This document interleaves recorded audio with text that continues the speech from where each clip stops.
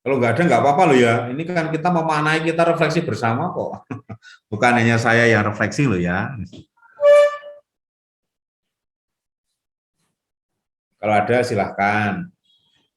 Mau mengulang yang tadi juga nggak apa-apa, boleh. Kalau tadi MC Mbak Nike mengatakan tidak boleh minum, boleh ya minum ya, karena nggak apa-apa minum.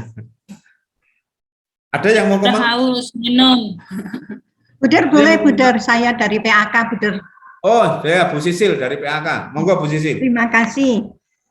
PAK itu Semarang ya, Suster? Ya. Yayasan Panti Asuhan Katolik. Kebetulan Yayasan PAK itu mengutus saya dengan Ibu Jeki, yang dulu beberapa kali itu ikut ketika pelatihan instruktur karena ditugasi. Yang pertama, tanggapannya itu kami sungguh bersyukur karena diikutkan, sehingga ketika ada persoalan sekolah penggerak untuk tingkat SD, waktu itu SD diajak oleh kelompok lain tetapi tidak paham-paham. Nah, saya dengan Bu Jeki itu diminta oleh yayasan untuk mendampingi. Berbekal dari informasi yang kami peroleh selama kami mengikuti pelatihan instruktur penggalian budaya dan core value untuk sekolah SMP Yohanes, maka karena hati kami itu bersyukur jadi cepat paham, itu kami tularkan ke SD. Kemudian SD menyambut baik, sehingga bersamaan dengan SMP, SD itu mulai. Kami juga selain menyampaikan supaya mereka menggali nilai-nilai dan budaya setempat sebagai dasar untuk kurikulum baru nanti, mulai mendokumentasikan setiap kegiatan sekolah yang berpusat pada siswa. Jadi tahun kemarin kami sudah mulai. Sekarang saya mau menanggapi makna. Bagi saya pribadi, ini pribadi bukan yayasan, sebagai orang Katolik, itu menangkap makna yang luar biasa ketika semua sekolah Katolik kembali mencari akar nilai, mencari core value. Dan saya mendengar sharing dari beberapa sekolah yang waktu itu presentasi, ternyata kan mirip sama akar.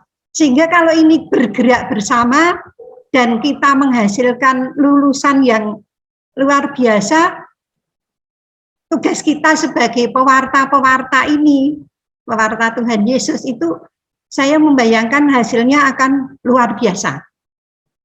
Maka dengan semangat ya seperti Bu Dewarto katakan tadi bahwa kami juga sedang bergerak. Kami ngecek di SMP, itu para guru sedang bergerak, menggali nilai, mensosialisasikan, lalu beberapa nilai yang sudah ketemu, yang dikorkan, dikristalkan itu disosialisasikan dan mulai dihidupi. Ya baru sampai di situ. Tetapi kami sendiri melihat itu sesuatu yang hebat seperti yang suster dari Don Bosco tadi katakan ya. Kami diajak kembali mencari nilai-nilai spiritualitas kami itu luar biasa dan punya harapan yang luar biasa juga. Kami juga mulai mengajak bicara-bicara untuk yang SMA. Juga ketika saya dan Bu Jeki kebetulan staf sering evaluasi bersama yayasan dan kepala sekolah, mulai memprovokasi.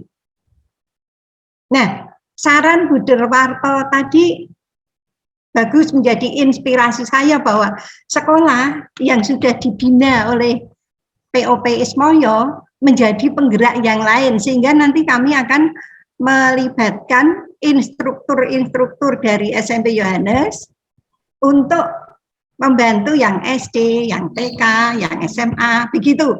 Sehingga kami tidak merasa bekerja sendiri dari tim yayasan. Selama ini kan ya belum terpikir, tapi terima kasih Budar, itu menginspirasi. Sehingga pada dasarnya kami sampaikan luar biasa. Saya mengapresiasi gerakan POP Ismoyo ini dan kami juga tergerak untuk melakukannya. Terima kasih, Bu Der. Itu saja. Terima kasih. Bu Sisil, boleh cerita usia yayasan berapa ratus tahun, Bu? 213 tahun. Kemarin ulang tahun tanggal 29 Januari. Dan kami sedang mencari spiritualitas itu mulai 2005. Kebetulan saya terlibat bersama dengan Suster Safiria. Jadi sekian ratus tahun itu belum, ya 2005 itu kebetulan saya staf rohani yayasan, itu yang membidangi itu. Dan saya juga terinspirasi oleh Bu Derwarto. Selama ini kan saya juga dengan beberapa teman itu membuat buku Lentera Hati berdasarkan nilai-nilai yayasan. Sama dengan Pangu di Luhur, kami terpikir untuk cek ulang. Ya, pembelajaran Lentera Hati selama ini kok hanya di tingkat kepala. Betul, Bu. Maka kami cek ulang dengan cara yang baru, moga-moga bisa. Mohon berkat dari para romo, para buder, para suster, kita bergerak bersama. Terima kasih. Ya, saya bertanya usia yayasan itu karena saya tahu usianya sudah ratusan tahun. 213 tahun yayasannya. Betul, betul. Siapa yang lebih tua yayasan di ruangan ini dari yayasan PAK ambilnya Bu Sislin? Kayaknya nggak ada. Keuskupan Semarang aja usianya belum ada 100 tahun. Ini 213 tahun yayasannya. Gedungnya sangat kuno, gereja kapelnya sangat kuno. Ini di kota Semarang. Itu baru 2005 memulai menggali nilai-nilai. 7 tahun yang lalu kira. Jadi tidak ada kata terlambat. Karena generasinya ganti, kalau tidak digali, tidak didokumenkan, nanti yang membaca siapa. Maka mari sekarang mulai nulis, ditulis, dibuat buku sebisanya. Kalau generasi berikut akan mengganti, akan memperbaiki, ya nggak apa-apa, tapi ada yang dibaca. Kalau yang dibatin tok susah. Maka tadi Bu Sisil mengatakan akan memulai dari guru-guru. Iya, mulai dari yayasan sadar soal nilai, menghayati dulu yayasannya. Baru guru-gurunya, baru bisa ngajar. Tempat kami itu buku Kepanguduluran dibuat, gurunya silakan diajar. Ngajar piung gurunya nggak ngerti kok. Ngajarnya gimana gurunya nggak pernah diberitahu, diberi penjelasan. Kami mulai itu tahun 2010 pelajaran Kepanguduluran itu, tapi nyaris ya kepala saja. Nah sekarang kami memulai. Ketika dulu kuliah umum Pak Profesor Hamid itu bicara kurikulum itu bicara guru. Jangan pernah akan berhasil pendidikan nilai kalau gurunya tidak tahu soal nilai itu. Nah, ternyata gurunya harus refleksi dulu. Maka ini yayasan tak ajak refleksi dulu biar kita sadar dulu para pengurus yayasan ini. Baru nanti bisa menyadarkan gurunya, gurunya sadar, baru bisa mengajarkan pendidikan karakter. Bisa mati gaya kalau guru-guru kita nggak paham nilai. Berapa persen pendidikan karakter di kurikulum Merdeka? Ayo, siapa yang tahu? Ini ujian pengurus. Minimal berapa persen? Jam 20%. Berapa? 20. 20, minimal 20%. Itu tuh jenjang SD. Semakin tinggi jenjangnya semakin banyak. Tergantung jumlah jam pelajarannya. Minimal 20% jumlah jam pelajaran per tahun diisi pendidikan karakter. Bayangkan guru matematika yang tidak pernah diberitahu karakter yang harus ditampilkan, diajarkan. Tiba-tiba disuruh mengajar pendidikan karakter. Bisa mati gaya gurunya, jadi-jadian nanti karakternya. Nah, maka ini kesempatan yang sangat baik merumuskan karakter-karakter kita, plus pelajar Pancasila tentu ya itu. Makasih Bu, malah saya yang jadi ngomong ini. Masih mau menyampaikan lagi terkait membangun kesadaran tadi? Saya Budan, bisa? Oh, Romo Pamukas. Halo Romo Pamukas, ini teman lama di Jakarta nih tahun 2000-an. Tapi ini bukan cerita sukses seperti Pastor Karol Tatambaku dari Makassar. Mulai. Dipung. Iya, kehadiran POP Ismaya ini selaras dengan apa ya? arah dari Yayasan Musabah yang saat itu atau saat-saat sekarang sedang berbenah. Jadi kita tahu di Keuskupan Ketapang ini dulu sekolah-sekolah itu milik paroki. Jadi yayasan itu hanya payung hukum saja. Nah, tapi pelan-pelan kami membuat manajemen yang ya kurang lebih sudah pantas dan selayaknya sebagai yayasan. Lalu juga termasuk keuangan. Nah, dengan adanya POP Ismaya ini, kami diperkuat, disemangati dan diberi roh yang makin hebat lagi untuk membenahi itu semua, seperti bagaimana melihat visi dan misi sekolah, lalu juga menumbuhkan karakter murid, juga berdasarkan budaya setempat, kearifan lokal, itu semua rasanya mendapat warna yang senada, yang membuat kami bersemangat.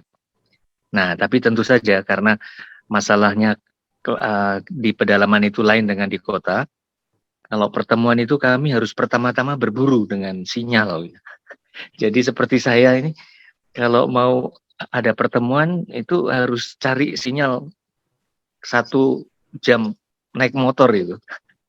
Naik motor, lalu beberapa guru juga terpaksa ikut juga. Dengan begitu, kadang di satu tempat tidak ada, lalu cari tempat lain yang lebih ada. Nah, untuk perjalanan sendiri sudah jauh, dan maka ya terima kasih meskipun balasannya kuotanya dapat per bulan 140, tapi ya minimal ganti bensin lah. Tapi kalau untuk dilihat untuk tenaga dan uang makan atau apa memang tidak cukup, tapi ya nggak masalah. Yang penting memang perjuangan di pedalaman itu tidak seperti di kota.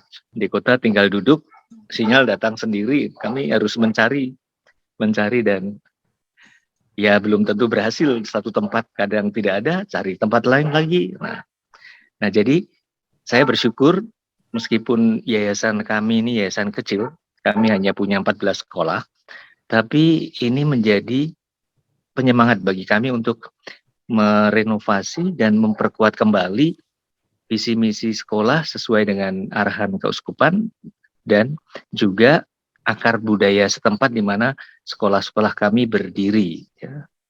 Kami kan semuanya umat Dayak, dan dari sini kami mencoba membangkitkan kebanggaan dengan budaya Dayak dan dengan segala tarian-tariannya dan kebiasaan-kebiasaan kearifan lokal itu. Jadi ya kami bersyukur sudah diajak seperti sekolah-sekolah lain atau yayasan-yayasan lain, tapi ya kami juga menyadari tidak sehebat yayasan-yayasan lain. Kami pas seperti urutannya nomor 15 itu ya mungkin kami yang nomor 15 juga. Jadi terima kasih untuk semuanya dan Tuhan memberkati. Makasih. Makasih, Pastor Pamungkas. Ya, saya tahu persis kondisi di Ketapang karena 2 minggu yang lalu saya juga Ketapang sosialisasi terkait ini ke Tumbang Titi sampai ke pedalaman. Kami punya 11 sekolah di Ketapang, Romo sama. Kita berpartner ya dengan Romo Pamungkas di Usaba. Di pedalaman yang memang kondisinya seperti itu. Tapi nggak apa-apa Romo. Siapapun yang datang ke pedalaman ya kondisinya akan seperti Romo. Akan lebih hebat dari itu. Ya, memang karena alamnya seperti itu sudah memang harus kita bangun bersama-sama. Nggak masalah, kita tetap berjuang bersama. Masih ada terkait ini? Suster Yovita. Suster Yovita, ya boleh. Ya, terima kasih Bruder, para suster, Romo, Bapak Ibu semua yang ada dalam grup ini, Zoom ini.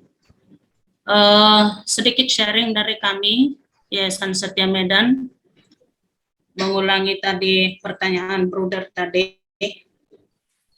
Kami dari Yayasan Setia Medan mengapresiasi POP Ismoyo yang luar biasa, yang sungguh memberikan inspirasi yang luar biasa, cara khusus bagi kami dulu ya, pengurus yayasan, yang mungkin sebelum masuk POP ini merasa berada di zona nyaman ya, merasa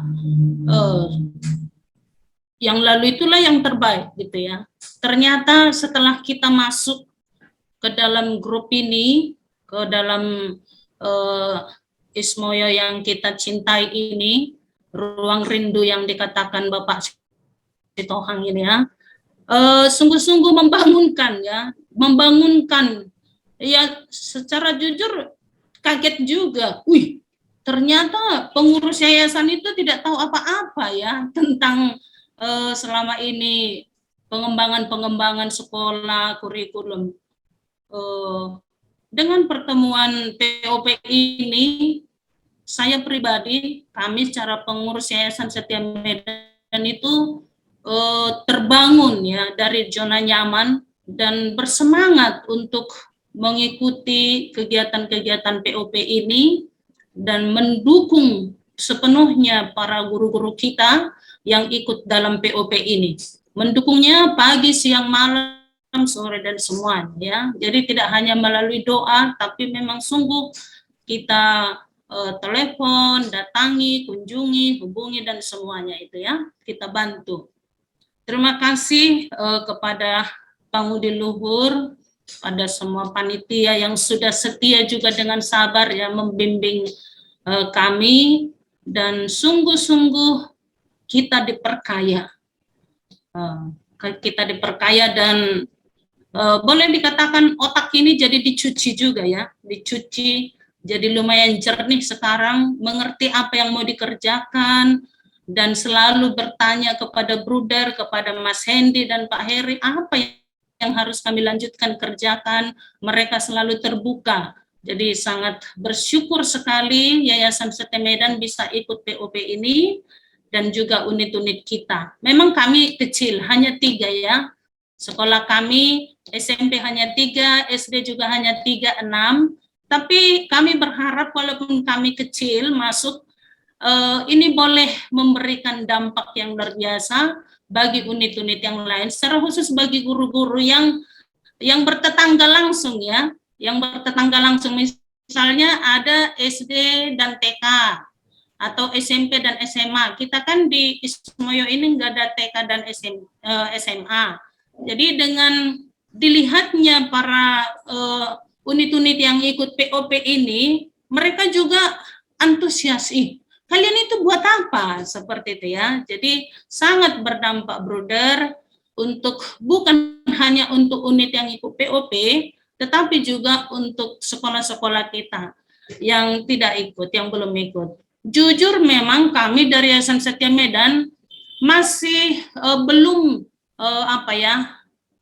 belum semua unit sekolah yang masuk POP itu menjadi sekolah asuhnya, tapi sudah dimulai. Misalnya tim dari Pak Guido SMP mengasuh sekolah yang lain yang belum masuk POP. Sudah beberapa kali ada pertemuan, bahkan juga yang ikut POP, tapi semakin dimantapkan begitu ya. Jadi memang sangat-sangat membawa dampak yang luar biasa, yang positif, yang memotivasi semua guru-guru. Dan yang saya lihat yang konkret itu juga suasana di sekolah itu dan suasana proses belajar mengajar dan komunikasi guru itu luar biasa ya, semakin ceria, semakin berdapat semangat budayanya itu ya, nampak di dalam mereka berproses. Kalau kita kunjungan ke unit, mereka itu semakin gembira, luar biasa, menjadi sekolahnya sekolah yang ya nyaman begitu ya, yang membahagiakan, yang bisa mereka dari pagi sampai malam tinggal di sekolah, guru-gurunya terus berpikir, mengerjakan tugas, menyelesaikan naskah kurikulum, membuat proyek-proyek, tetap mereka bersemangat. Nah inilah saya pikir dampak yang sangat luar biasa dari POP ini.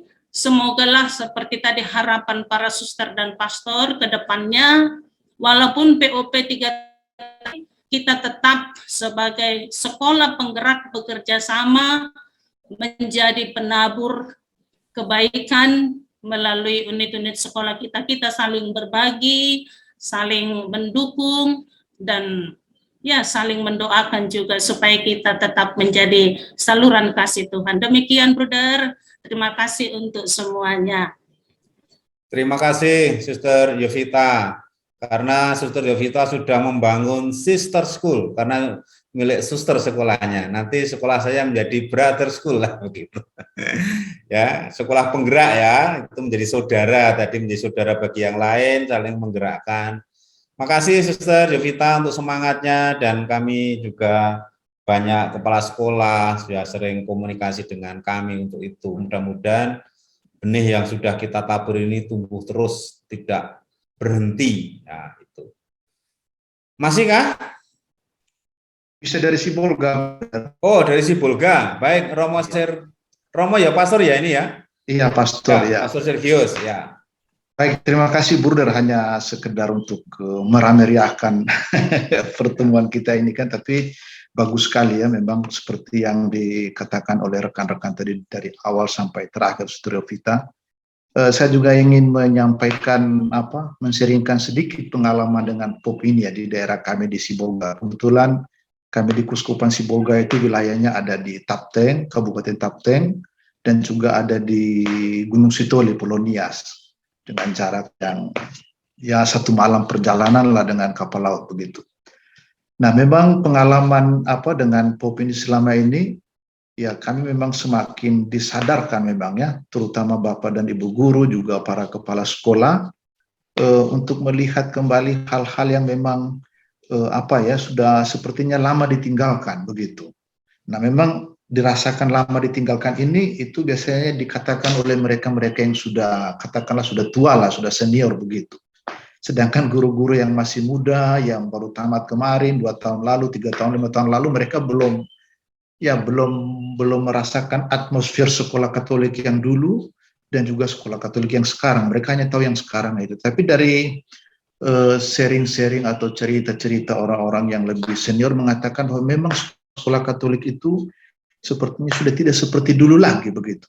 Nah, dengan kegiatan POP kita sepanjang tahun 2021, walaupun hanya beberapa bulan, 3 bulan ya kemarin itu, ini membuat rekan-rekan kita yang senior juga mengatakan wah seperti kita sudah mulai menemukan kembali kita hilang itu. Jadi yang dulu begitu akrab, begitu bersaudara, begitu semangat untuk mendidik, itu dengan kegiatan ini seperti dimunculkan kembali di situ. Dengan segala nilai-nilai yang dicari, digali, baik dari budaya maupun dari hal-hal yang lain, ini semakin tampak begitu di beberapa unit sekolah kita. Kebetulan dari kami hanya ada 3 yang ikut di POP ini ya.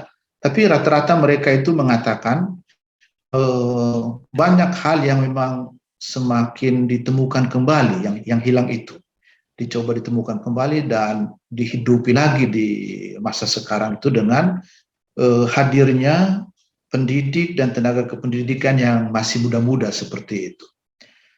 Nah, pengalaman lain juga dengan kegiatan POP ini ya, karena saya juga didesak-desak oleh beberapa kepala sekolah yang menyusun naskah akademik kemarin itu kan, ya kami dari pengurus yayasan juga menjadi kalang kabut begitu, penting untuk memikirkan, karena mereka terus bertanya, apa nilai-nilai inti untuk yayasan itu ya. Nah, memang kita berpikir seperti dalam pertemuan kita bahwa itu harus dari nama yayasan itu harus muncul, harus ada, dan bagaimana itu dideskripsikan secara tertulis. Ya kami juga bingung kan, saya juga tanya kepada Bapak Uskup bagaimana persis visi misi kita kan begitu. Nah dari sini semua akhirnya ya kami juga langsung dengan Bapak Uskup mengatakan ya kita harus mereorientasikan kembali visi misi yayasan kita untuk menemukan nilai-nilai itu yang akhirnya nanti bisa sampai kepada sekolah-sekolah begitu. Nah, karena memang problemnya itu ya nama yayasan dengan budi bakti, tapi nanti di unit sekolah itu dengan nama-nama pelindung, dengan nama-nama yang lain lagi. Jadi bagaimana mensinkronisasikan semua hal yang berbeda ini kan? Nah, visi misi di yayasan juga lain, di unit sekolah juga lain, sekolah yang satu dengan yang lain juga lain. Nah, bagaimana kita bisa mengusahakan itu menjadi satu kekuatan yang sama lah begitu kan?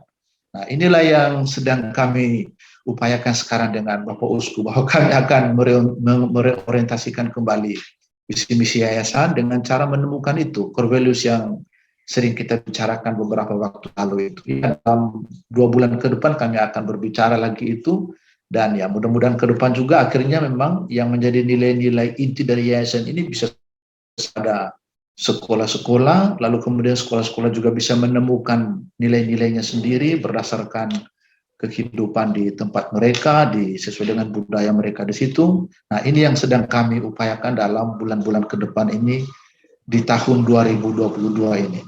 Hanya Bruder, dua hal mungkin perlu kami ingin tanyakan lah, ingin kami ketahui. Nah, kita di jenjang SMP ini begitu begitu gimana mau dibilang ya, begitu intens pertemuan-pertemuan dari yayasan nanti kepada kegiatan-kegiatan, kan sangat bagus sekali.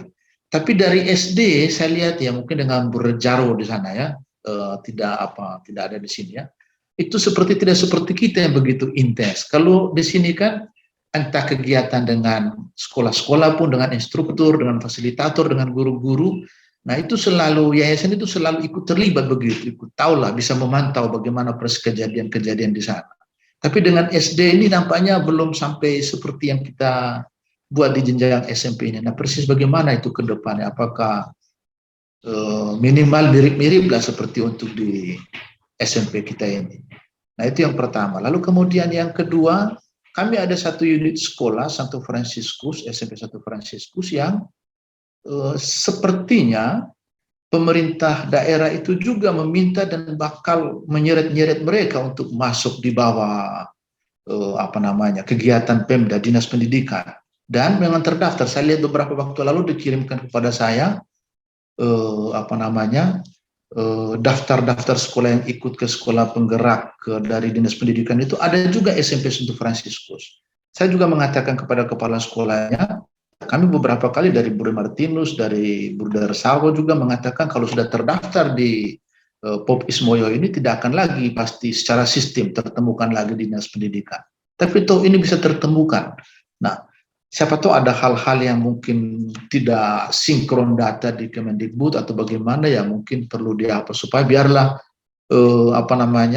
yang di POP ini, sekolah-sekolah kita yang di POP ini biarlah tetap di POP ini, jangan sampai keluar lagi dari situ, karena ya kita tahu persis nanti kalau misalnya bagaimana difasilitasi oleh Dinas Pendidikan. Mungkin bagus juga sih, tapi tidak sebagus kita di dalam ini karena kita berkaitan dengan nilai-nilai yang memang khas kita begitu. Itu dua hal itu Bruder yang perlu saya sampaikan. Tapi terima kasih atas semua pengalaman 1 tahun kemarin dan sekarang sudah memulai dengan aktivitas lagi di tahun 2022 ini. Mudah-mudahan ke depan ya semakin mendalam dan semakin bagus untuk pengembangan sekolah-sekolah Katolik kita di seluruh Indonesia bersama dengan Yayasan Pangudi Luhur. Terima kasih Bruder.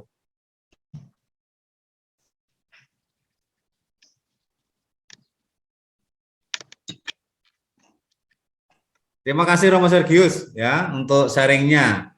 Ternyata mengguncangkan Cibolga juga nih hal kecil yang kita buat ini.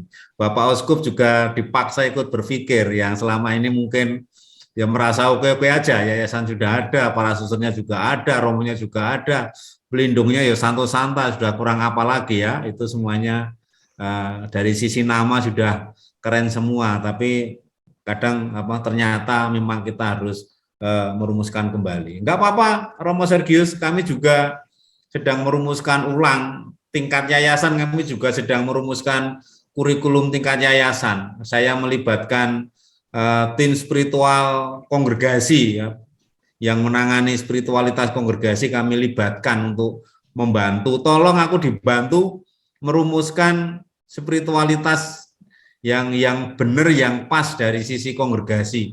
Karena saya nggak punya kemampuan, ya saya melibatkan komisi spiritualitas kongregasi untuk membantu yayasan. Kalau enggak ya nanti salah. Itu yang nanti akan menjadi embrio kurikulum tingkat yayasan Pangudi Luhur. Nah, mungkin di kongregasi lain, yayasan lain juga begitu. Tidak hanya yayasan yang ikut tergerak sekarang, yang saya gerakkan. Kongregasi juga saya minta untuk membantu merumuskan. Ini Romo Sergius Sibolga melibatkan Bapak Uskup dan jajarannya untuk merumuskan kembali. Saya kira enggak apa-apa, enggak ada yang telat. Ini yang raise hand, Suster Gerarda, enggak salah? Ya, mulai tadi itu Der. Boleh, nggak apa-apa, wong kita refleksi berbagi kok, nggak ada yang salah. Mau bolak-balik boleh, mana yang muncul, bebas. Jadi kubiarkan di situ terus dan sampai dilihat Bruder, saya pikir. Ya. Oke, terima kasih Bruder. Kami Sabar, Suster ya.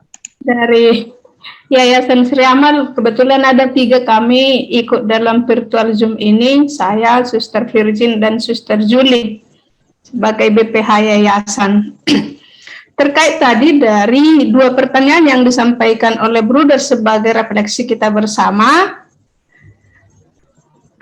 dari yang pertama tadi bagaimana prosesnya, yang kedua apa dampaknya. Dan sebenarnya saya sudah buat oret-oretan di sini tadi evaluasinya, tapi sudah diwakili oleh Pastor Sergius tadi dengan Romo Karolus, apa yang mau saya katakan sebagai evaluasi tadi. Tapi yang pertama sebagai proses yang bisa kami lihat, Bruder, tapi pertama menyampaikan terima kasih banyak dulu kepada YPL yang telah menggagasi sehingga membentuk satu wadah bagi kita dengan POP ISMO ini, sehingga menjadi sumber informasi yang mendasar bagi sekolah-sekolah Katolik secara umum dan sekolah-sekolah Katolik secara khusus di yayasan masing-masing. Kalau kami melihat satu proses dari awal, ini kebetulan Suster Yopita dan Bapak Sitohang menandatangani MOU kepada dinas yang deadline yang disampaikan oleh Bruder Warto, kami memang jungkir balik meyakinkan satu dengan ini, dan saya merasa bahwa betul apa yang dibutuhkan abad 2021, bahwa kita membutuhkan kolaborasi dan juga interkoneksi. Jadi dari situ kita belajar siapa koneksi-koneksi yang bisa kita minta tolong untuk menghubungkan kita kepada dinas. Itu pembelajaran yang sangat sungguh berharga kami lihat dari proses dari awal untuk ikut dalam POP ini. Juga kami lihat sebagai satu proses di sekolah-sekolah, kebetulan sekolah kami ada ikut 10, 6 SD dan 4 SMP, semua ikut mereka.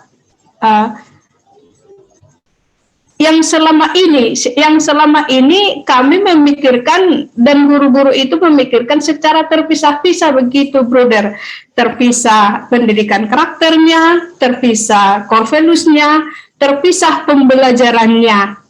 Dalam pertemuan POP ini kita ditolong bagaimana mengkoneksikan antara core values itu, antara pendidikan karakter itu dengan pembelajaran. Kalau Bruder tadi mengatakan guru matematika menjadi mengajar pendidikan karakter, di sini yang saya lihat satu proses pertumbuhan dan perkembangan bagi guru-guru itu untuk menginterkoneksi satu dengan yang lain. Karena selama ini di yayasan kami memang core values-nya juga sudah ada dengan baik dan pendidikan karakternya juga sudah dituliskan dengan baik.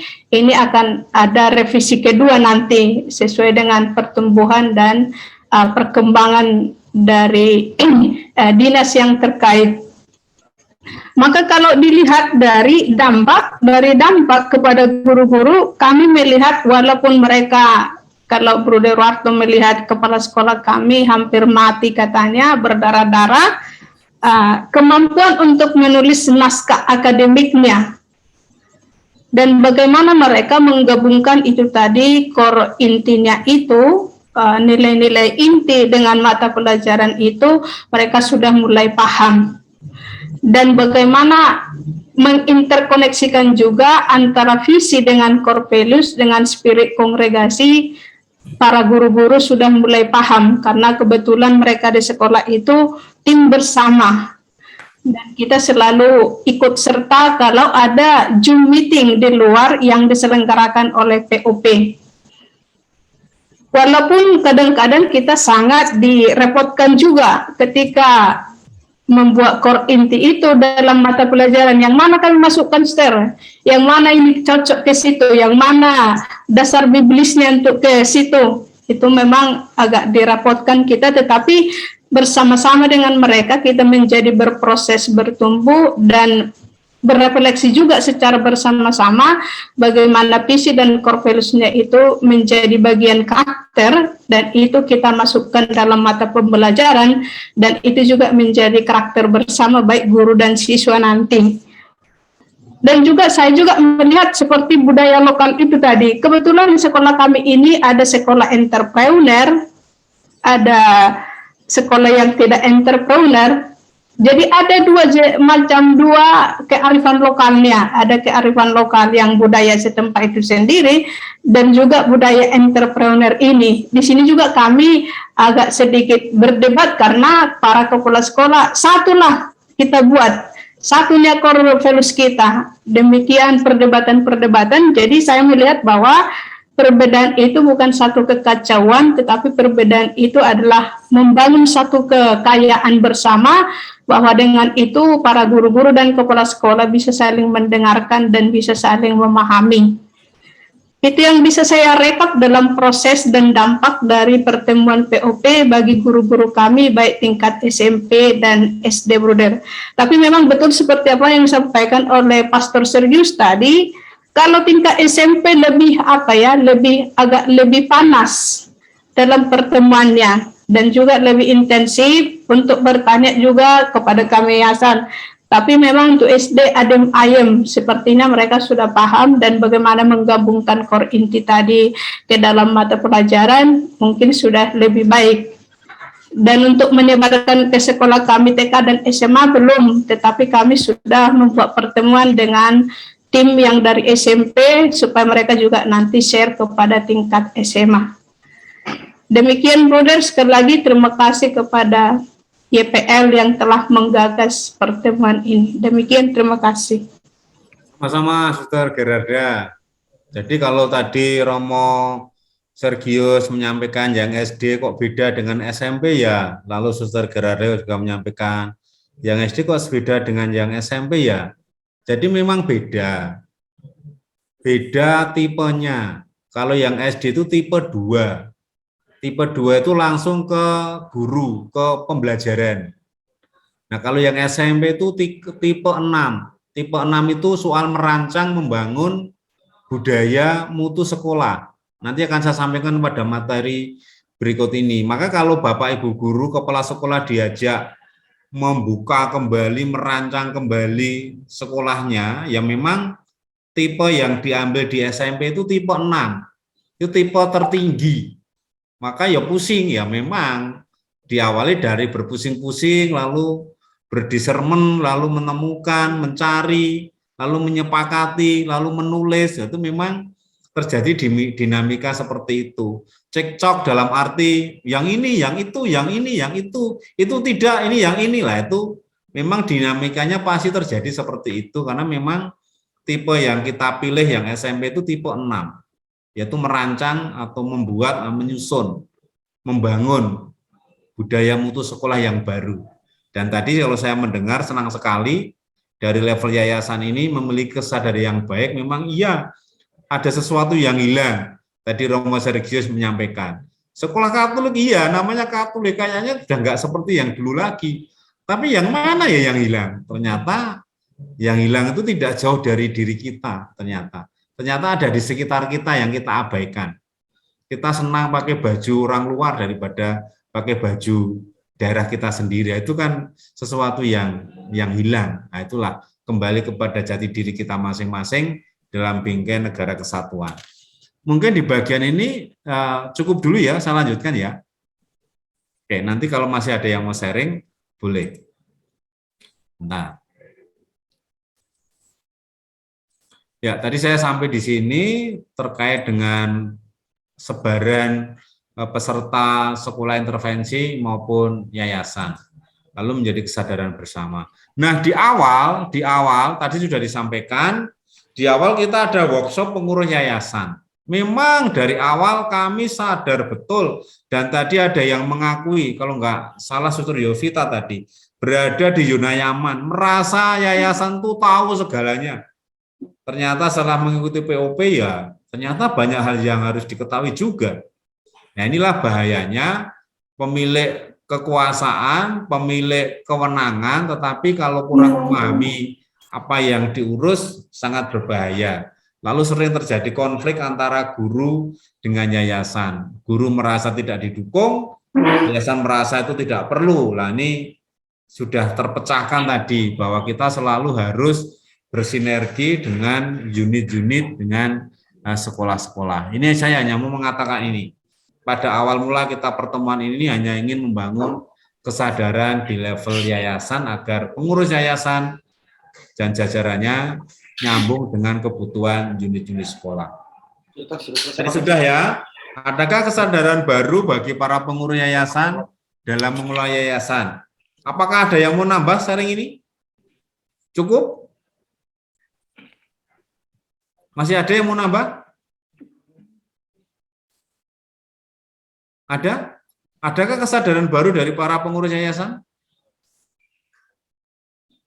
Ada ya? Yang ada silakan menunjukkan ibu jarinya kalau yang ada. Ada ya? Ada kesadaran baru dalam mengelola yayasan ya? Ya dong. Ya, Brother. Ya. Baik, kalau ada kesadaran baru dalam menyelenggarakan sekolah-sekolah dari para pengurus yayasan ini sudah suatu kemajuan yang luar biasa. Zona nyaman yang dikatakan oleh Suster Jovita tadi sudah pecah. Ternyata kita para pengurus yayasan, pemilik wewenang, pemilik kekuasaan yang tertinggi di yayasan masing-masing ini harus rendah hati melihat, mendengar, memperhatikan apa yang ada di unit-unit kerja agar tidak salah dalam mengambil keputusan. Itu saya kira yang perlu kita bangun. Kembali lagi sekarang tipe intervensi. Tadi saya katakan, kok SD beda dengan SMP? Iya, memang beda. Jadi di SMP itu intervensi yang ke-6, tipe yang ke-6. Kalau SD itu tipe yang kedua, langsung ke teknologi pembelajaran atau bagaimana guru mengajar. Kira-kira begitu kalau yang SD itu. Tapi kalau yang SMP tidak. SMP itu tipenya tipe 6.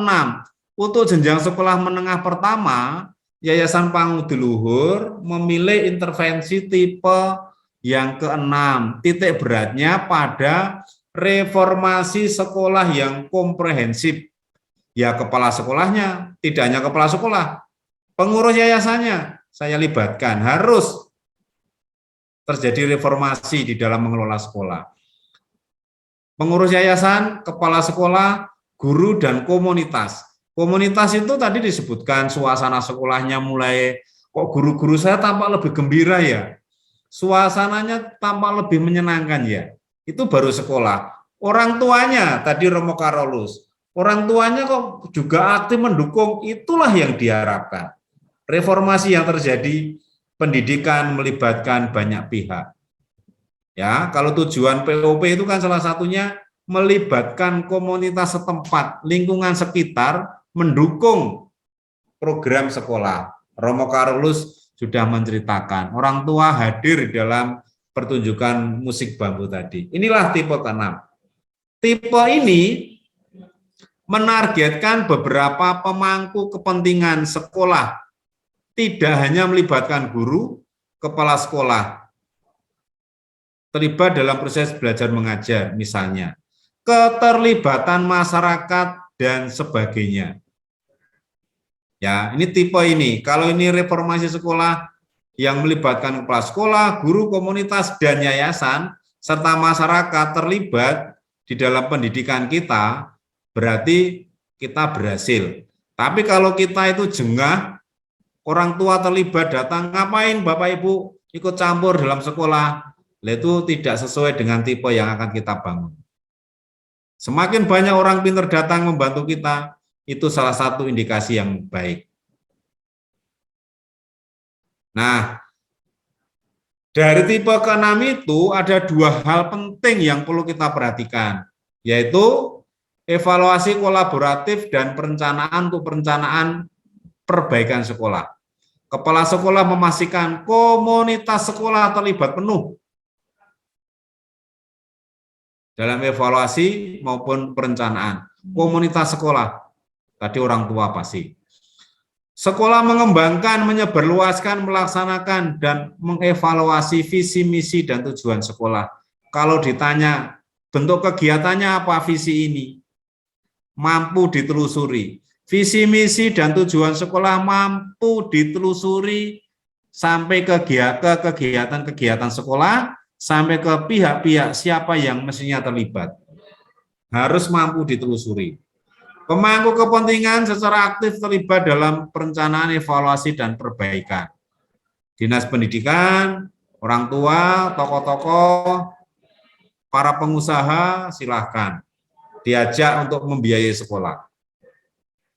Guru aktif terlibat dalam evaluasi pengembangan kebijakan dan perencanaan perbaikan sekolah.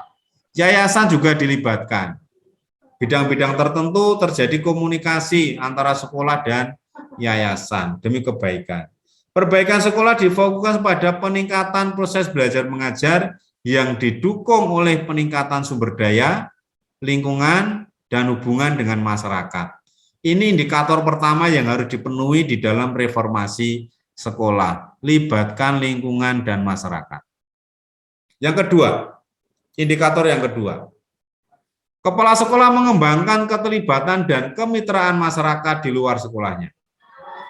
Aktif melibatkan masyarakat dan kehidupan sekolah dengan mekanisme formal maupun informal. Romo Karolus baru seminggu latihan musik bambu, sudah diberi tugas kur dalam perayaan Paskah besok. Ini bagus, karena kita melibatkan komunitas sekitar, komunitas gereja. Kepala sekolah menggunakan berbagai strategi komunikasi untuk berkomunikasi dengan orang tua. Jangan yayasan harus tahu, adakah sekolah di yayasan masing-masing yang kepala sekolahnya, gurunya alergi dengan keterlibatan orang tua. Takut kalau nanti orang tua terlibat, terlalu ikut campur. Yang tidak boleh dicampur itu kan hanya soal proses pembelajaran dan penilaian. Itu hak mutlak Bapak Ibu guru. Tapi kalau soal mendampingi basket, melatih basket, membiayai pertandingan basket, apa yang nggak boleh orang tua terlibat. Serahkan aja lomba basket. Pak Bu tolong ditunggu lomba basketnya. Biar orang tua yang menunggui, misalnya. Dan komunitas serta mendapatkan keterlibatan aktif mereka dalam mendukung program sekolah.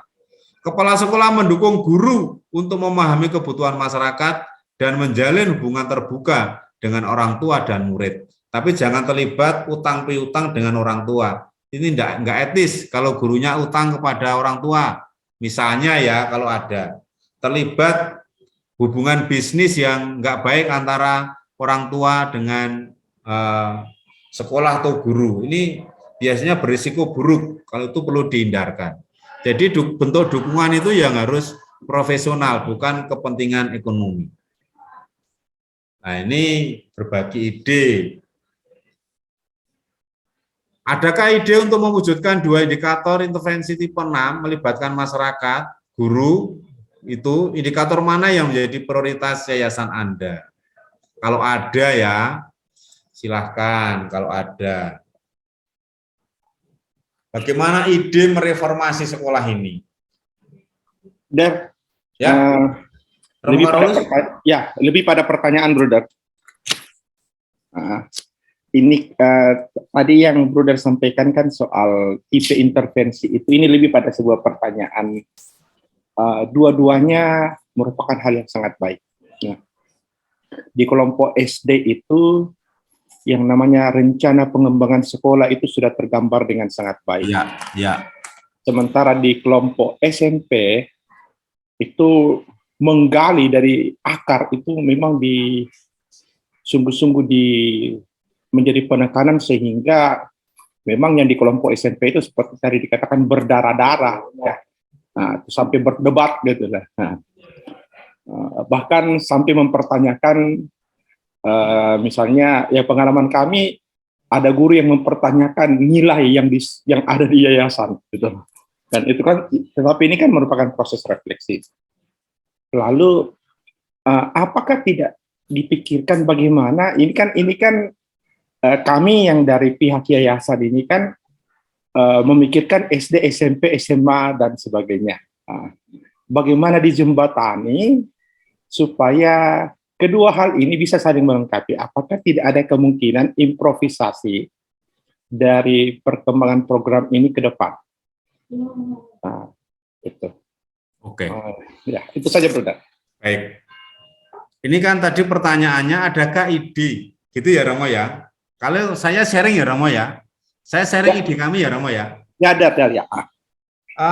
Yang Pangudiluhur sama. Pangudiluhur itu punya 2 kegiatan juga, yaitu tingkat SD dan tingkat SMP. Ya, yang SD ya tipenya seperti yang dialami oleh teman-teman di ruangan ini, tipe 2, langsung intervensinya di kelas, ya, di kelas itu. Nah, yang SMP intervensinya seperti yang tadi tipe 6, kita mereformasi sekolah. Nah, bisa dibayangkan kalau Romo tentu bisa membayangkan kami jauh lebih sulit. Kami yang SD juga mengkoordinir sekian banyak yayasan, yang SMP sekian banyak yayasan. Tapi kan kami dalam mengembangkan sekolah, karena pemerintah itu sekarang gerakannya adalah soal pendidikan karakter di kurikulum Merdeka, ya kan? Di kurikulum Merdeka ini kan pendidikan karakter. Tadi jamnya yang SD itu minimal 20%. Dan ke atas yang SMP sekitar 25%. SMA itu 30-an%. Tergantung jumlah jam pelajaran dalam 1 tahun. Nah, pintu ini yang kami pakai untuk masuk.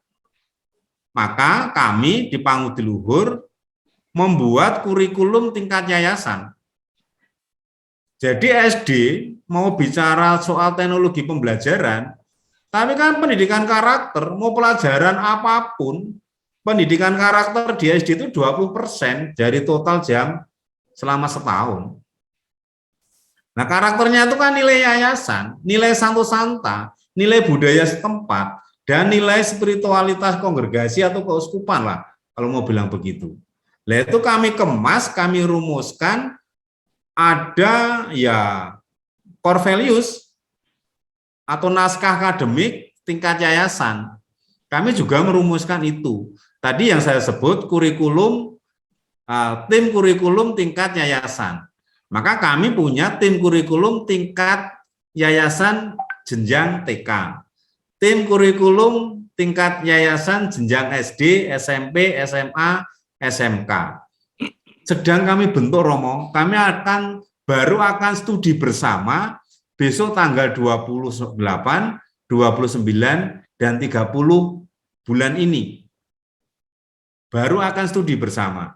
Kami melibatkan Komisi Spiritualitas Kongregasi untuk menjelaskan nilai inti kongregasi Budrevisi itu ini. Lalu kami bahasakan ke dalam bahasa pendidikan. Bahasa pendidikan tingkat TK, SD, SMP, dan SMA, dan seterusnya. Kalau itu sudah terumuskan, nah pendidikan karakternya kan ada 3 kategori, 3 jenis di tempat kami.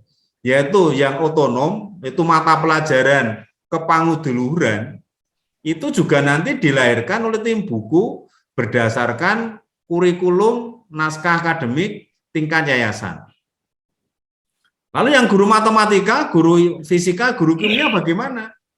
Nah, itu kan model integrasi yang 20%, 30%, 25% tadi itu pendidikan karakter model integrasi, yaitu menyatu dengan setiap mata pelajaran. Maka di SD pun juga bisa, semua nilai masuk ke dalam teknologi pembelajaran apapun.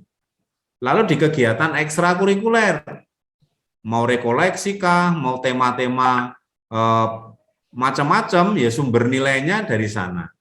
Nah, ini yang kami kembangkan yang sedang berproses di Yayasan Pangudiluhur. Kami sekarang sedang bekerja bersama tim kurikulum tingkat yayasan dan tim buku pelajaran kepangudiluhuran. Kami sedang berproses studi bersama ke sana, Romo. Itu yang kami lakukan. Maka yang SD pun ya karena kemasannya adalah pendidikan karakter, apapun yang Anda lakukan, RPS, rencana pengembangan sekolah apapun yang dilakukan, karakter yang seperti apa yang akan kita tanamkan pada anak-anak SD. Enggak bertentangan juga. Maka yang konsep yang kita buat ini dipakai di naik turun ke SD, TK, naiknya SMA, SMK, atas bawah oke aja, kanan kiri oke aja. Bisa dimasukkan di mana saja. Yang penting kurikulum tingkat yayasan yang isinya terkait dengan karakter-karakter apa yang akan ditanamkan itu ya harus terumuskan. Seperti Romo Sergius tadi bersama Bapak Uskup mau merumuskan kembali nilai-nilai di yayasan, lalu itulah nanti yang menjadi nilai bersama dibahasakan TK, SD, SMP, SMA, SMA. Nah, begitu Romo yang kami lakukan di yayasan kami. Sharing saja Romo ini, karena bagaimana kita akan mereformasi sekolah kita. Itu yang akan kami lakukan seperti itu. Target kami selesai tahun 2024. Masih lama ya? Ya, masih lama. Target kami tahun 2024 selesai. Baru mulai sekarang. Ya enggak apa-apa, daripada tidak mulai bagi saya. Begitu Romo Karolus. Makasih Dar. Mudah-mudahan menjawab. Saya nggak tahu menjawab atau tidak. Bukan sekedar menjawab, ada inspirasi baru dalam pikiran saya kayaknya nih. Ya, sudah. Ya. Bisa sharing sedikit Romo Bruder? Boleh. Oh, Suster Gerada ya? Ya, boleh. Ya. Terkait dengan tadi bagaimana mengimplementasikan tentang core values atau nilai-nilai inti dari setiap pendiri kita lah, bisa saya katakan ya, Bruder. Ya. Sharing ini bagaimana di yayasan kami untuk membumikan itu kepada seluruh pendidik dan tenaga kependidikan, bahkan kepada siswa. Yang pertama, mulai tahun 2007, waktu itu kami menuliskan bahwa setiap guru naik pangkat, naik golongan, atau menjadi guru tetap atau guru 80%, wajib guru mempresentasikan dari mana sumber pelus kita itu semua, apa kaidah-kaidah yang harus kita penuhi, dan apa item-item daripada core values itu. Dan bagaimana itu diimplementasikan dalam pengajaran berhadapan dengan orang tua dan anak didik.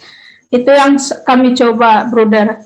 Kemudian sesudah beberapa tahun kemudian, ketika dari Komdik KWI menyampaikan bahwa setiap sekolah itu hendaknya menyusun pendidikan, buku pendidikan karakter. Kita mencoba menuliskan buku itu yang menjadi panduan bagi siswa-siswa kita.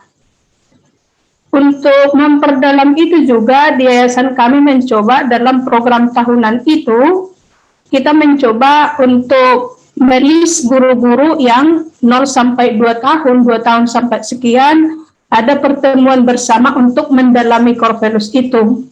Juga kepada siswa akan kita buat dengan bahasa yang bisa lebih dimengerti dan ditangkap oleh bahasa anak SMP dan SMA, itu juga kita buat supaya kita memiliki mindset yang sama, apa itu core values itu atau core inti, yang kita masukkan juga nanti dalam sistem penilaian. Jadi kami sudah membuat implementasi spiritualitas kesejahteraan yang kami buat atau Imago Dei. Sistem penilaian kepada guru dan anak didik juga sudah ada, walaupun tetap kita memperbarui dan mengembangkannya lagi, Bruder. Itu sedikit sharing bagaimana kita mengimplementasikan core values tadi terhadap seluruh tenaga pendidik dan kependidikan dan siswa-siswa, Bruder. Demikian, terima kasih. Terima kasih Suster Gerada atas sharingnya, ya, luar biasa. Sampai kepada penilaian guru. Di tempat kami juga, guru itu harus membuat refleksi kalau mau naik pangkat. Ini juga ada ide. Nah, refleksi kami nanti juga akan saya tarik kepada nilai-nilai ini, biar terukur, ya, membuat karya ilmiahnya. Setiap kali kenaikan pangkat, tempat kami harus membuat karya tulis. Nah, itu nanti bagian dari refleksi juga. Makasih ya, Suster Gerada ya, idenya. Masih kah? Kalau cukup, saya lanjutkan.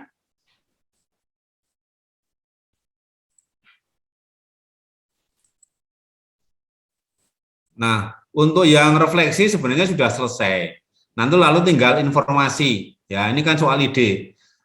Suster, Pastor, terkait dengan refleksi ini, boleh ya saya menyimpulkan satu kalimat saja, satu statement saja. Kalau kita semua tersemangati dengan kegiatan ini, lalu di POP yang tahun 2022 ini, para pengurus yayasan ini tetap intens mendukung Bapak Ibu guru ya, karena di tahun 2022 ini nanti intervensinya langsung ke guru-guru. Maka nanti harus kita atur bagaimana guru-guru kita bisa mengikuti kegiatan itu dengan baik juga. Jangan sampai nanti Bapak Ibu guru suatu saat kegiatannya mengganggu sekolah lalu yayasan kurang mendukung. Nah, itu jangan sampai terjadi.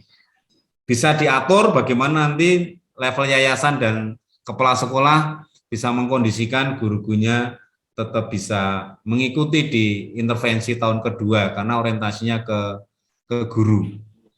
Nah, sebelum masuk ke sana, saya menyampaikan informasi kalau di POP tahun kedua ini organisasinya sedikit berbeda. Kalau kemarin pemerintah Dirjen GTK itu komunikasinya langsung kepada Yayasan Pangudi Luhur. Nah, besok itu diharapkan ada perwakilan dari Ormas Yayasan Pangudi Luhur yang berdekatan dengan pendamping lapangan atau PL dan pengawas pendamping lapangan atau PPL di Medan. Pendamping lapangannya itu adalah Bu Dewi. Lalu pengawas pendamping lapangan itu Bu Arofah, juga di Medan, dari Medan keduanya. Nah, agar keduanya itu mudah berkomunikasi dengan yayasan-yayasan atau sekolah intervensi, maka Ormas Yayasan Pangudi Luhur menunjuk, mengangkat Suster Parmi Nauli untuk mewakili kita semua yang berdekatan dengan pengawas lapangan dan pendamping lapangan dan pengawas pendamping lapangan. Sehingga Bu Dewi sama Bu Arofah kalau ada pertanyaan, ingin tahu ini dan itu, bertanyanya kepada Suster Parmi Nauli. Mengapa Suster Parmi Nauli saya tunjuk? Karena sekolahnya yang banyak, ada 90 berapa Suster? 93 sekolah, 90-an sekolah. Nah, yang besar ya gitu. Dan kemarin-kemarin juga sudah sering berjumpa, bertemu dengan Bu Dewi dan Bu Arofah. Begitu ya, maka nanti Suster Parmi Nauli dalam rapat-rapat panitia pelaksana POP akan selalu kami undang agar ketika ditanya nanti bisa paham. Terkait dengan refleksi ini, saya kasih kesempatan yang masih akan menyampaikan sesuatu. Kalau enggak, saya tutup, lalu saya lanjutkan dengan informasi POP 2022. Cukup? Kalau cukup, saya kembalikan ke Mbak Nika untuk diselingi yel-yel.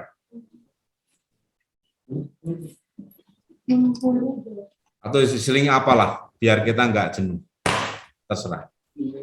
Oke, baik Budir. Sebentar. Yel-yel ya kita.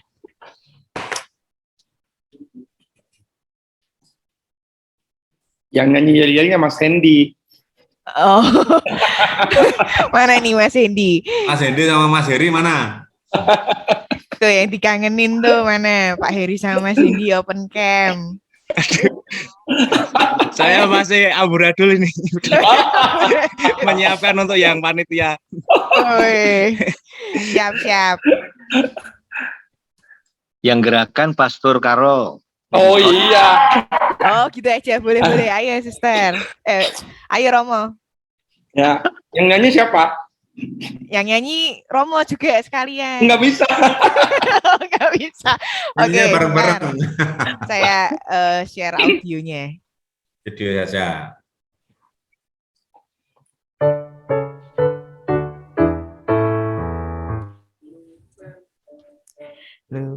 Mana? Belum muncul loh. Oh, belum muncul.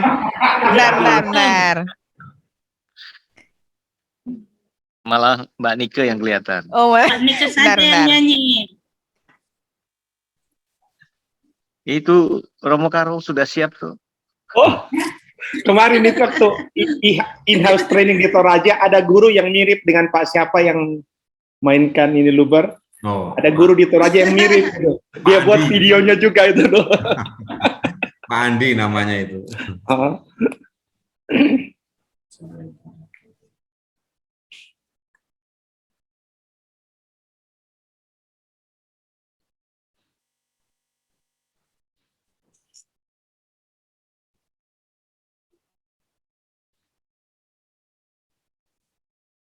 Mbak Nika aja lah yang gerak. Nanti keburu sore. Ini. Sebentar, Udir. Ini tadi sempat nggak mau. Nih sudah kok. Oke.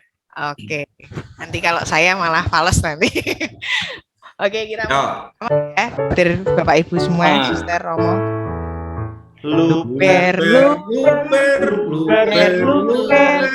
literasi unggul berkarakter. Yes. Sekali lagi ya. Nggak dengar tuh. Luber, literasi unggul berkarakter. Yes. Oke, terima kasih semuanya. Monggo, Budir Warto bisa Kita lanjutkan ya, undangan kita kan sampai jam 1 ya. Iya, Master, Budir. ya. Nah, kalau nanti kurang semenit ya nggak apa-apa ya, atau lebih semenit ya. Lebih 1 jam juga boleh, sepertinya masih pada semangat, Budir. Ya, ini kalau tadi kita sudah refleksi, terima kasih Pastor, Suster, Frater, Buder, Bapak Ibu semua, orang-orang hebat di yayasan masing-masing ini telah menemukan bersama roh yang selama ini hilang dan ingin kita kembalikan bersama. Mudah-mudahan kita bisa mengobarkan kembali hal baik yang selama ini kita lupakan atau terlupakan. Mudah-mudahan benih yang sudah kita taburkan beberapa bulan yang lalu terus mampu kita jaga pertumbuhannya sehingga berdampak baik pada yayasan kita masing-masing, pada sekolah-sekolah sekitar, dan pada anak-anak yang kita layani, sehingga keberadaan sekolah-sekolah kita tetap bermakna di dunia yang pertumbuhannya sangat dinamis ini, perkembangannya sangat dinamis. Oke, selanjutnya saya akan menyampaikan terkait dengan POP 2022. Saya mohon izin share materi ya.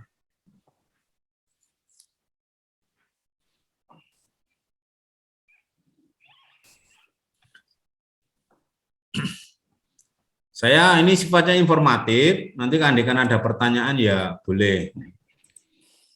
Jadi desain POP 2022, ini rapat koordinasi anggota konsorsium Yayasan Pangudluhur hari ini dan besok ya.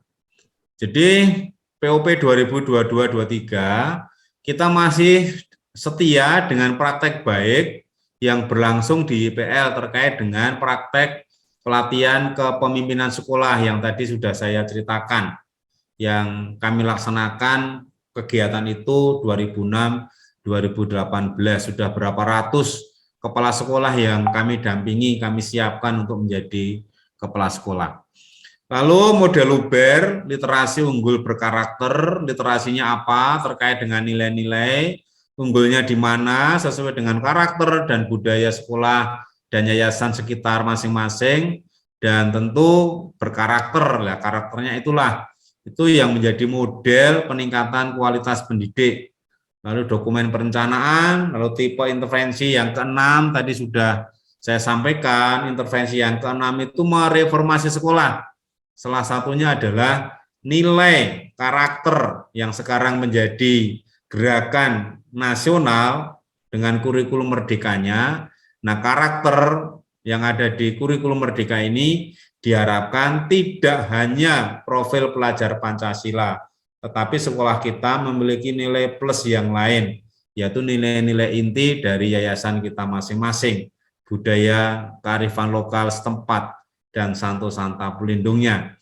Itulah keunggulan literasi unggul kita. Lalu tahap kedua, 2022 ini, implementasinya fokus pada pembelajaran. Nah, kita baru akan masuk ke guru. Jadi guru yang berdampak kepada siswa. Kalau kemarin itu yayasan yang banyak bekerja, kepala sekolah yang sudah tahu visi misi nilai-nilai yang baik, lah besok pada guru. Maka guru-guru besok akan banyak terlibat. Maka tadi saya sampaikan, monggo silakan nanti masing-masing yayasan bisa mengelola, mengatur, mendukung guru-guru yang akan ikut terlibat ini agar semuanya bisa berjalan dengan baik. Karena melibatkan ribuan guru yang bisa menggerakkan guru di masing-masing sekolah di yayasan masing-masing adalah para pengurus yayasan ini. Nah, ini alurnya seperti ini. Jadi persiapan, rapat tim, dan seterusnya, rapat dengan konsorsium hari ini. Kita seperti ini, ya, alurnya seperti ini. ada diklat-diklat dan seterusnya, masih ada FGD dan penugasan seperti kemarin, ada coaching kepala sekolah, instruktur sekolah, dan animator. Animator itu guru penggerak, tapi kita mengatakan animator. Animator sekolah itu guru penggerak. Guru penggeraknya siapa? Di luar wakil kepala sekolah. Guru-guru hebat yang berpengaruh, bisa mempengaruhi guru yang lain yang ditunjuk oleh sekolah masing-masing. Inilah animator sekolah, atau kalau pemerintah menyebutnya guru penggerak.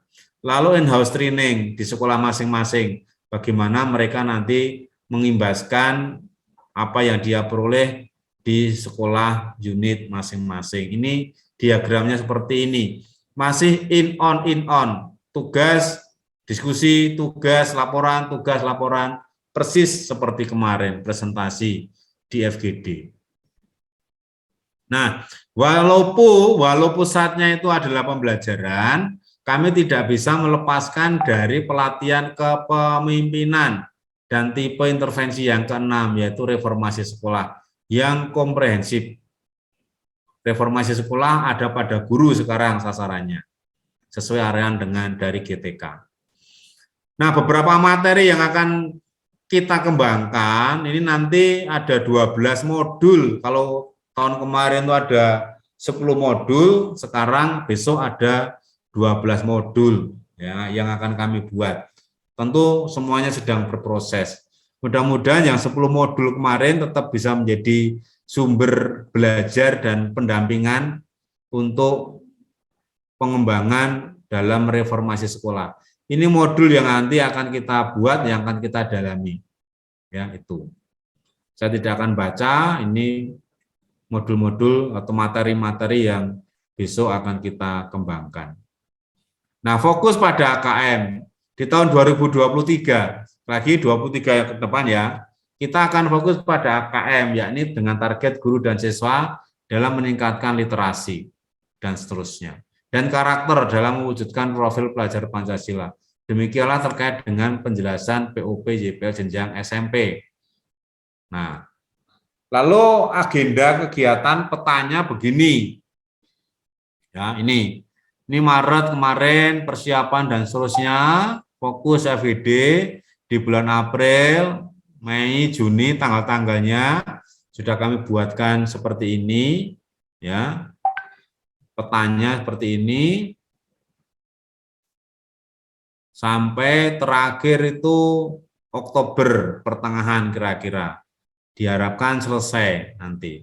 Dan kami mengusahakan di hari Minggu tidak ada. Ini ada IHT ini berisiko ada konsekuensinya, nanti kami terangkan. Ini kegiatannya. Nah, anggaran yang disetujui oleh pemerintah, Pastor, Suster, Buder, Bapak Ibu, semuanya mesti tahu. Jadi anggaran yang kemarin disetujui oleh pemerintah itu turun dari yang seharusnya. Di proposal tahun yang lalu, di semester 2 ini ada berapa ya, sekitar 5-6 miliar sebenarnya, proposal awal pertama. Nah, mengapa ini berkurang? Di tahap pertama 2021 kemarin, anggaran kita yang disetujui itu kan 4, sekian miliar. Tetapi dengan waktu yang 3 bulan, kegiatan yang begitu padat, bahkan satu hari ada yang 3 kegiatan berjalan bersama, dari FGD, dari coaching, dari BIMTEK, itu ada yang beberapa hari 3 kegiatan berjalan bersama. Itu kita tidak mampu menghabiskan uang itu, tidak mampu membelanjakan. Kita mengembalikan uang ke negara itu sekitar 1 miliar sekian, masih banyak sekali. Karena yang mampu dicairkan hanya, yang mampu kita belanjakan di kita itu sekitar 68%. Tidak mampu sampai 80%. Nah, maka itu berdampak kepada pengurangan, saldonya itu dipakai untuk mengurangi. Belum pemerintah sendiri hanya menelurkan, hanya menyetujui 30% dari anggaran yang disetujui tahun proposal awal dulu. Maka di tahun 2022 ini anggaran POP kita ini hanya 2.154 juta sekian. Akibat yang di tahap pertama kita tidak mampu membelanjakan. Mau diposkan di mana? Kalau Romo Pamungkas tadi mengatakan uang pulsa atau kuota hanya 140.000 atau 150.000, ya uangnya sisa, tapi kami tidak bisa memberi kuotanya 300.000, itu nggak bisa masalahnya. Karena paketnya memang per bulan 150.000, hanya itu. Para fasilitator ya anggarannya ya memang hanya segitu, tidak bisa lebih banyak dari itu. Itu masalahnya di situ. Lalu tidak bisa dicairkan. Maka tahun ini hanya 2 miliar sekian. Lalu yang mandiri itu 1 miliar. Loh, kok mandiri, Budar? Iya, kita kan ada kegiatan IHT tadi. Nah, IHT itu kan pastor, suster dari yayasan masing-masing bisa mengeluarkan snack, air minum, dan macam-macam. Nah, itu kami asumsikan dari 144 sekolah itu biayanya sekian ini. Kira-kira begitu, ini dikeluarkan masing-masing, tidak disetor ke yayasan. Tidak, mau tidak diberi apa-apa juga nggak apa-apa selama IHT. Cukup air putih juga nggak masalah. Nah, tapi ini kami hitung wajar, ada snack, ada makan, ada itu, yang ditanggung oleh masing-masing yayasan, dari 15 yayasan itu besarnya ini.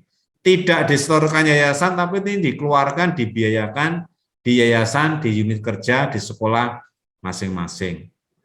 Ini. Nah, terkait dengan dana mandiri ini, kami mohon seperti yang tahap pertama kemarin, masing-masing yayasan, anggota konsorsium melaporkan atau menginformasikan ya, mana yang paling tepat istilahnya bisa dipilih, pengeluaran biaya mandiri untuk dilaporkan ke Pangudi Luhur. Karena biaya mandiri ini bagian dari laporan ke Dirjen Pendidikan Dasar dan Menengah. Ya, bagian dari laporan keuangan. Maka nanti tadi ada IHT ini kan butuh makan minum yang dikeluarkan oleh masing-masing sekolah. Nah, ini laporannya kami minta untuk kami laporkan juga ke pendidikan dasar dan menengah. Itu maksudnya, ya. Nah, hanya itu aja informasi terkait dengan POP 2022. Sangat singkat, informatif. Kalau ada pertanyaan boleh Pak Heri, Mas Hendi bisa menjawab karena ini soal rencana. Benar, itu positif Juli ya, startnya. Gimana Romo? Startnya positif Juli. Tadi ya, startnya ya hari ini sudah start nih Romo. Nah, maksud saya dengan guru-gurunya tuh. Ya, guru-gurunya itu. Ya. Sudah adakah tanggal definitif atau gimana? Karena ini kan Juli itu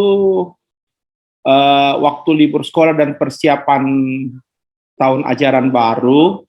Lalu di yayasan-yayasan kan kita banyak kegiatan, guru juga perlu istirahat, jadi seandainya boleh jauh-jauh hari sebelumnya sudah ada informasi-informasi. Iya, sebentar mau tak ceknya dulu ya, sebentar ya, saya tak lihat filenya dulu ya.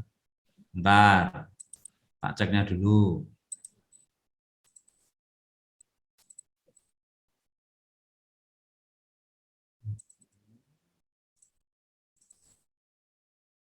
Semoga sudah ada, saya ceknya dulu. Kita lihat bersama ada belum ini. Bentar.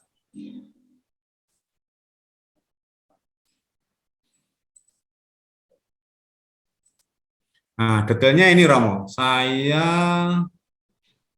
kalau dilihat tanggalnya ini Romo, di bagian kelihatannya waktu minggu ke ini ya.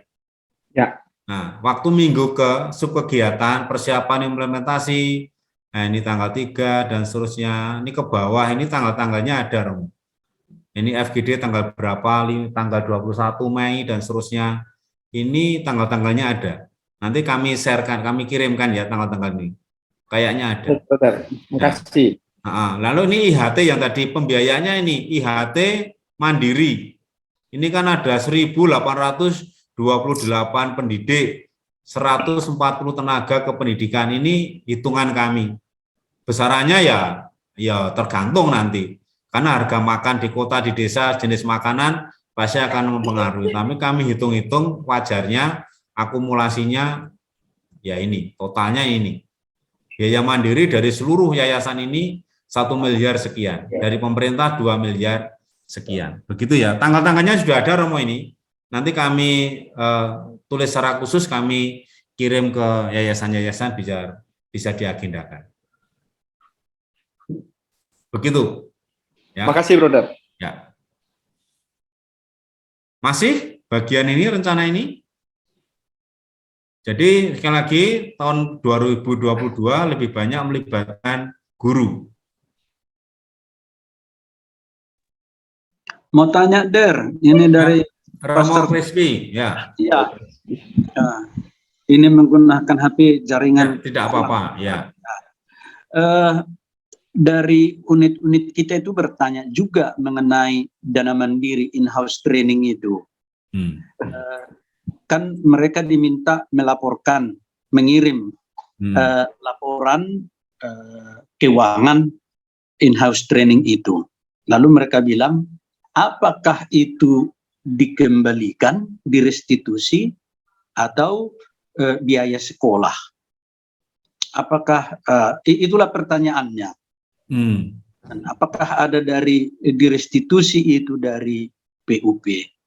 Oh ya, jadi sudah Romo ya? Iya ya. Ya, jadi dana mandiri itu tidak diganti atau tidak direstitusi oleh program PUP, tidak. Itu bagian partisipasi ormas, ya, bagian dari partisipasi ormas. Maka partisipasinya di dalam kegiatan IHT tadi ya diatur masing-masing. Itu dibiayai oleh masing-masing ormas untuk guru-gurunya sendiri, dan POP itu hanya butuh angkanya saja untuk membuktikan bahwa ormas-ormas ini punya partisipasi di dalam pembiayaan ini. Kira-kira hanya seperti itu. Besarnya pun yang kami tulis 1 miliar sekian karena itu 144 sekolah, ya pasti bisa naik atau turun tergantung kita mau biaya IHT itu jam sekolah, lalu jam sekolah ya nggak perlu dipersenek, wong sama dengan sekolah kerja biasa. Misalnya begitu. Kalau melewati sampai agak sore baru mungkin butuh makan, itu tergantung masing-masing yayasan. Tapi sekali lagi intinya tidak diganti, tidak direstitusi oleh pemerintah.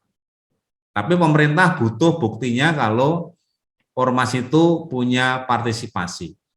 Begitu ya Romo Kris ya? Ya, terima kasih Der. Ya. Dengan sekaitan dengan itu memang pernah kami katakan diprogramkanlah in-house training itu dari dana bosnya supaya bisa supaya bisa digunakan in-house training itu. Memang kalau giat mereka untuk in-house training, kalau tidak dialokasikan dari dana BOS, memang mereka harus meminta dari yayasan. Ya, begitu. Lalu oke, jadi Pak Romo, jadi setuju ya, tolong in-house training bisa dibebankan, dikeluarkan dari BOS. Itu ada mekanismenya, itu bisa tolong dihimbau masing-masing sekolah kegiatan in-house training di POP dibebankan, dianggarkan di BOS. Ya, itu sekira itu. Oke, terus Romo Kris. Oke. Waktu disinggung ada dikirim minta rekening kan, sebagian katanya mendapat restitusi pulsa, sebagian enggak dapat. Ya. Kami bilang mungkin menunggulah yang belum dapat. Ya, hanya gimana gitu mereka kan, mungkin ada yang dapat, ada yang tidak dapat. Ya.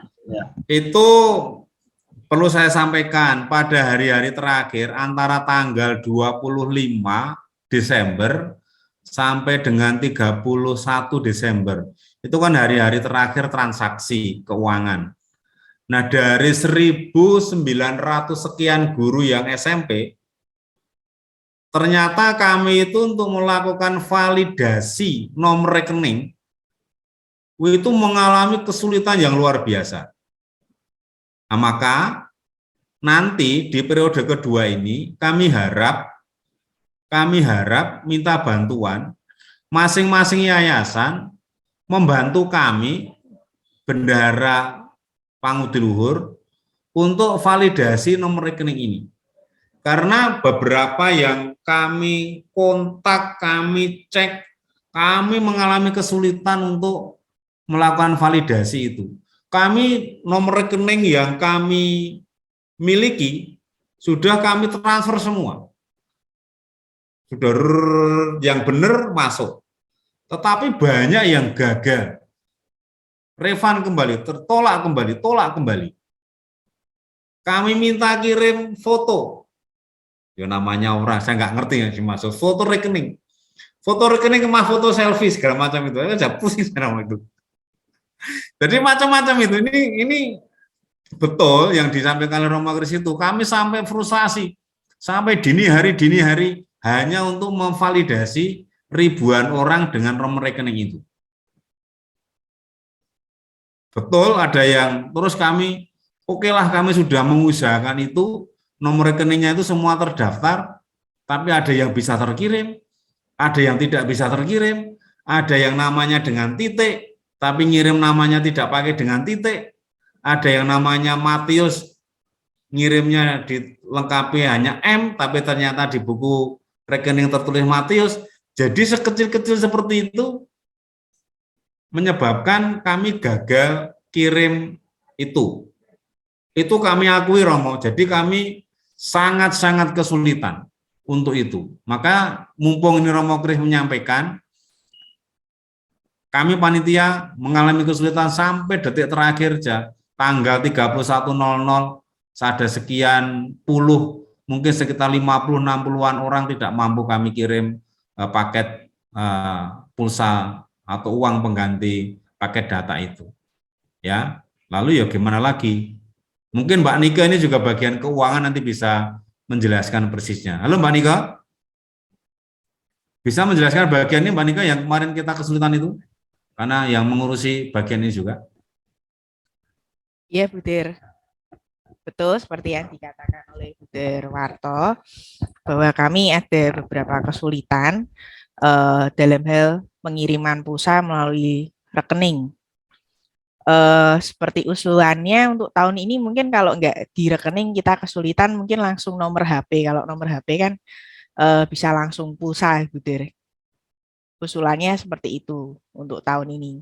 Tapi segala hal kemungkinan bisa dipersiapkan. Begitu, Bu Der. Oke, jadi kesulitannya di situ ya Romo Kris ya. Nanti akan kami rapikan apakah nomor rekening atau pulsa HP. Begitu. Nanti pulsa HP pun juga bisa kesulitan ya. Tadi di daerah-daerah yang sinyalnya sulit, kadang-kadang HP kadang satu dipakai berdua dengan anak dan seterusnya, itu juga macam-macam hal nanti. Oke, nanti akan kami rapikan bagian ini. Begitu Romo Kris, minta maaf untuk itu karena memang ketidakmampuan kami mengatasi itu. Waktunya juga habis. Ya. Terima kasih penjelasannya sehingga nanti kami bisa jelaskan kepada guru misalnya yang tidak dapat itu. Terima kasih.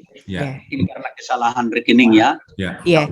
Lebih pada ini Romo, rekening koran, rekening apa, buku tabungannya.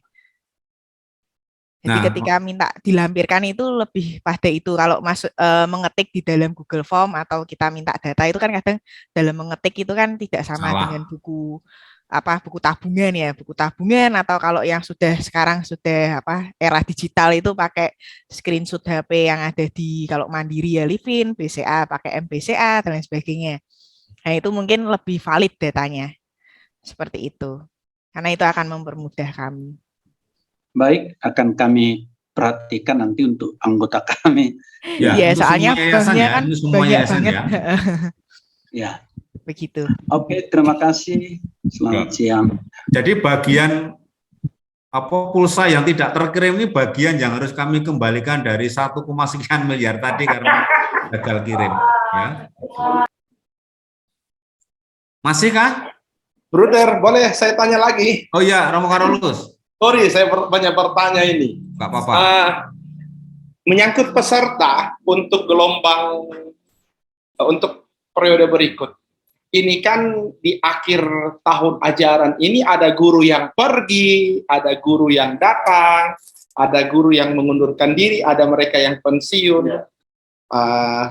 Lalu pertanyaan saya, gimana ini daftar peserta ini? Karena dulu kan sempat dikatakan ya, jangan sampai pesertanya gonta-ganti. Itu yang pertama. Lalu yang kedua, kali lalu ada peserta dari kelompoknya kami yang kami daftar tetapi tidak termasuk, entah mungkin kami yang terlambat atau gimana. Lalu bagaimana dengan peserta ini, guru yang tidak sempat terdaftar, padahal dia justru menjadi instruktur di sekolah, gitu. Gitu. Ini Bruder, dua, teknis sekali. Ya, kemarin ada penjelasan terkait itu, Mbak Nika, kalimatnya saya takut salah. Kemarin Bederjaro menjelaskan itu bagaimana kalimatnya kemarin itu? Ingat? Untuk yang pegawai keluar atau mutasi, nanti bisa menginformasikan kepada kami namanya siapa, penggantinya siapa, nanti kita akan konfirmasi ke GTK. Yang penting dalam jumlah itu kita boleh menambah, tapi tidak boleh menambah anggaran. Seperti itu, yang penting ada konfirmasi. Nah, nanti di dalam pergantian mutasi atau keluar itu kan biasanya ada surat-surat yang pendukung ya. Nah, surat-surat itu menjadi lampiran. Jadi silahkan untuk Romo, Bruder, Suster semua, kalau ada perubahan pegawai itu diinformasikan kepada kami. Oke, gitu. Nanti jadi kita kalau, akan rekap kirim ke GTK. Kalau ada perubahan pegawai kan mesti ada SK-nya. Nah, SK-nya itu difotokopi, dilaporkan ke Pangudiluhur, ke kami, ke panitia, agar kami panitia nanti melaporkan ke GTK untuk diupdate data pesertanya. Begitu ya? Deadline-nya, Bruder, kapan? Apakah ada deadline tertentu atau gimana? Kemarin sih nggak ada kayaknya. Tapi Mbak Nika kemarin karena itu kalau datanya, bisa secepatnya sebelum kami kirim pulsa atau rekening gitu. Itu, kalau bisa sebelum itu sudah selesai. Syukur-syukur bulan ini gitu. Akhir bulan ini kan sudah 1 bulan.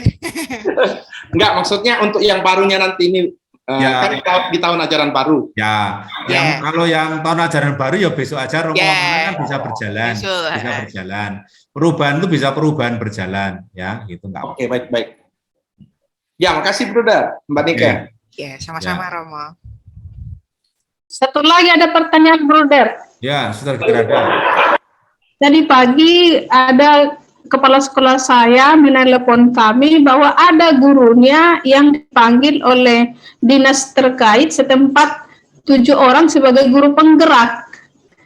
Jadi apa solusi yang tepat saya sampaikan, Bruder?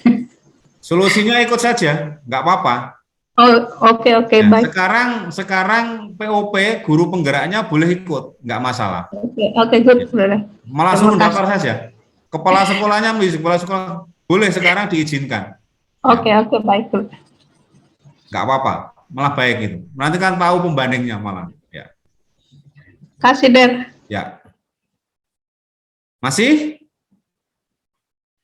Kalau cukup, saya mengucapkan terima kasih pada pastor, suster, frater, bruder, Bapak Ibu semuanya yang ada di ruang virtual ini. Kita sudah sharing bersama, mudah-mudahan apa yang kita bagikan, kita sharingkan, kegembiraan, kegelisahan, kesulitan yang kita alami bisa menyuburkan semangat kita semua. Dan rencana POP 2022 yang tadi secara sekilas sudah saya sampaikan, fokusnya pada guru, nanti kita bersama-sama sebagai pengurus yayasan bisa mengelola kepegawaian kita, guru-guru kita, agar semuanya terdukung dengan baik. Begitu segala hal yang kurang pada saya dalam memandu kegiatan kita pada pagi siang hari ini, saya minta maaf yang sebesar-besarnya. Waktu saya kembalikan kepada Mbak Nike. Makasih. Ada foto bersama ada? Di mana Romo? Foto bersama. Foto bersama. Romo Pamungkas sudah mau foto. Silakan Mbak Nike difoto, Mbak Nike. Mumpung lagi dapat sinyal. Ya. Oke. Silakan Mbak Nike difoto. Ya. Siap. Saya hitung 1 sampai 3 ya. Slide 1, 2, 3. Itu Pastor Karol ketawa, senyum, biar kelihatan langsing. Oke, sekali lagi ya. Wah, ini foto 1, 2, zaman apa ini? 3. Cheese gitu ya. Oke. Bruder, Ya, Bruder, ya Romo. apakah ada khusus untuk SD ada juga pertemuan seperti ini? Kalau yang SD mulainya bulan Mei, Romo. Tapi ya misalnya adakah rapat koordinasi seperti ini atau gimana? Saya belum cek ya Romo kalau yang SD karena Buder Jarwo yang mengkoordinir. Sepertinya ada, Romo. Ada ya Mbak Nika ya? Ada. Ya, nanti kita yang SD mulainya bulan Mei, kalau yang SMP ya hari-hari ini sudah mulai persiapan-persiapan. Sip. Ya, iya. Nah, Maksud makasih, saya koordinasi seperti ini biar kita saling mendukung gitu ya antar Ya. sekolah dan yayasan. Tahu Makasih, programnya gitu ya. Sip. Oke. Silakan Mbak Nika Oke, baik.